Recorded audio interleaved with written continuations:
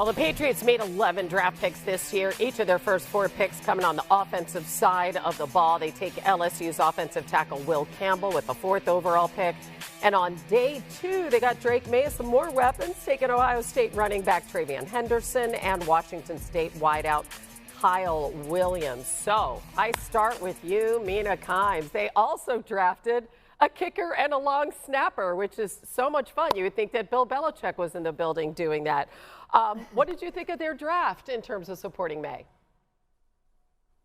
Yeah, I don't have any analysis on the kicker or the long snapper, but as far as the rest of the class, particularly the offensive players they took for early on, I absolutely loved what the Patriots did. They went into this draft with, I felt, some pretty glaring needs on offense, and they managed to really address those needs without reaching from a value perspective, starting, of course, with Will Campbell, who they envision as the long-term left tackle of the future who can grow with Drake May. But I want to highlight the next 2 picks because I think what both Travion Henderson and Kyle Williams do is they give this offense big play potential. Henderson was a home run hitter as a back, averaged 7 yards per carry, which is the most of any Power 5 back. And Kyle Williams, out of Washington State, averaged the most yards after catch per reception of any Power 5 receiver. I think he adds a speed element to this group that pairs really nicely with Stephon Diggs and Demario Douglas, who can work the short intermediate parts. So, yeah, I just feel like the Patriots knocked this one out of the park. I think it was a really, really great draft class for them. Mina, I totally agree, and you focus more on the skill players. I'll take it up front, and if we think about the offseason as a continuum, it really started in free agency, getting guys like Garrett Bradbury, getting Morgan Moses, and then knowing that they're not going to go into the season with Verdarian Lowe at left tackle, they draft Will Campbell. Drake May got hit way too many times last year. To me, that was job number 1. It was great to get those skill players as well, as Mina had mentioned.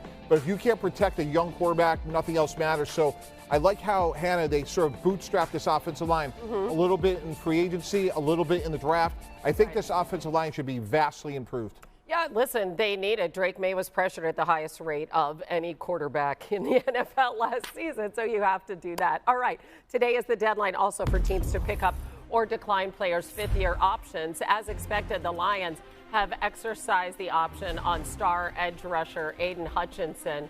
He's coming off that season-ending injury, as you know, but he's going to stay in Detroit, of course, through 2025. Really key piece to their defense. They also pick up wide receiver Jameson Williams, his 5th-year option. So, Mikey T, with the deadline here, what do you like? What do you not like? What surprised you with these 5th-year options? Hannah, I really like what the Dallas Cowboys did. They exercised the option for Tyler Smith. Tyler Smith has been rock solid so far in his career. Started 47 games. And if you're going to invest a first-round pick in Tyler Booker, you're saying we need to have a firm pocket for Dak Prescott. Tyler Smith, Tyler Booker. Look, it's a little expensive at $23.4 million a year.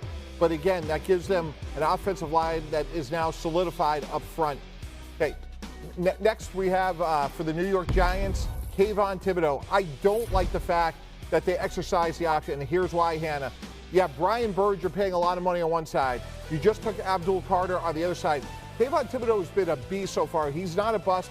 He's a solid player, but I'm assuming to get him on the field, they're going to slide him inside. And look, the price isn't overwhelming at $14.1 million a year, but I don't know you want to pay that for a rotational pass rusher. If he was a more conventional defensive end, I think that's okay. And then lastly, the Baltimore Ravens, Tyler Linderbaum. This one candidly surprises me. Tyler Linderbaum has been a really good player for Baltimore. I assume they want to get a deal done. The problem with the system is the centers are bootstrapped with the guards and the tackles, right, and his option would have been roughly about $23 million. So I'm sure Baltimore's going to try to get a deal done. Highest paid center right now is Creed Humphrey at about $18 million a year. So I got to figure that's the reason they didn't exercise. Yeah, I mean, he's one of the best in the NFL, All-Pro. So you got to figure this is a technicality at this point, and they'll get it done. All right, we're just getting started on NFL Live. The 49ers went defense heavy in the draft. Did they leave Brock Purdy hanging? We're going to discuss why they might have missed an opportunity to better protect their quarterback. Plus, Bills fans, they're upset over the team's decision to pass up on a wide receiver in the draft. Wait until you hear what their GM said to Bills Mafia. You guys were in 2018 about Josh Allen. You guys wanted Josh Rosen, and now you got Diggs. I do kind of wish they added speed. We like our receivers. We feel strong about our receivers. Tell them how you really feel, Brandon Beane. Where do we need to get better? Defense. We did that. So I get it. You got to have a show, and you got to have something to think about. But about wide receiver is one of the dumbest arguments I've heard. In that one, right? Obviously, that's Brandon Beane on Monday about all the criticism he received for the Bills not drafting a receiver. Yesterday, though, they did sign Elijah Moore to a one-year deal worth up to $5 million. Josh Allen, he's got to be the best quarterback that Moore's played with, so it'll be interesting to see what Moore does there. Okay, let's go to our former GM first. What did you think of the way he addressed the situation, Brandon Beane? You know, Hannah, it's really hard to relate to this. GM getting criticized. Yeah, I know. Never happens, does it? I can't relate to this at all. You know, look, you got to ask question after question about your vulnerability, what's ever perceived to be. And I think Brandon's like, you know what? We got a really good team. Do your homework. Ask me something different. I'm sure he was exhausted. He's a great guy. He's very confident. He has a lot to be proud of. So I think it was probably the wrong question on the wrong day. Well, keeping receipts, though, to go all the way back to the Josh Rosen criticism. Mina, we saw you there. It was great that you were featured in that little piece. But they did go defense with their first 5 picks. So, I mean, what's your assessment of that draft in terms of their offense?